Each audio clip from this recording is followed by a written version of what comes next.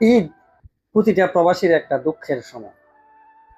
কারণ এই ঈদে কারো চাহিদা যে পরিপূর্ণভাবে আমরা পূরণ করতে পারি না। আমরা লক্ষ টাকা দিলেও যে সবাই সুখী হয় না। ঈদ আসলে আমাদের প্রবাসীদের জন্য না।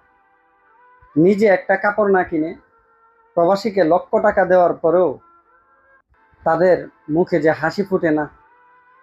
ঈদ আসলেই আমাদের প্রবাসীর জন্য না। ঈদটা আসেই শুধু প্রবাসীকে দুঃখ এবং কষ্ট দেওয়ার জন্য। রাত দিন পরিশ্রম করে আমরা চাই প্রতিটা মানুষকে সুখে রাখতে, কিন্তু ঈদ আসলে আমাদের জন্য না।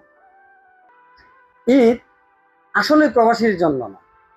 আমরা শত চেষ্টা করেও ঈদে কাউকে সুখী করতে পারে না।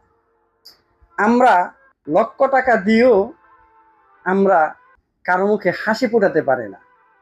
ঈদ আসলে কোনো প্রবাসীর জন্য না। ঈদ ঈদ আসলে আমাদের জন্য না। আমি জানি না ঈদের মধ্যে কাউকে সেলামি দিয়ে কাউকে কেউ সুখী করতে পারছে কিনা।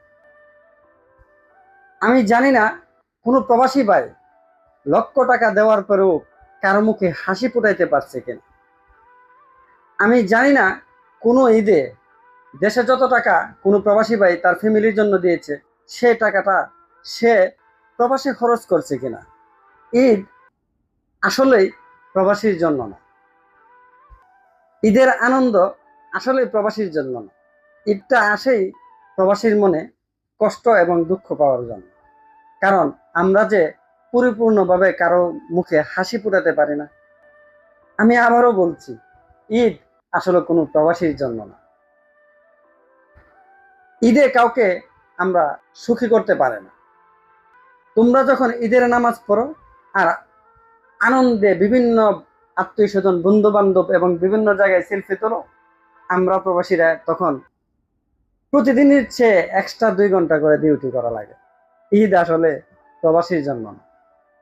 যারা প্রবাসী ভাইয়েরা আছেন তারা হয়তো আমার এই কথাগুলো বুঝবেন, অন্য কারো হয়তো কেউ আমার কথাটা বুঝবেন না।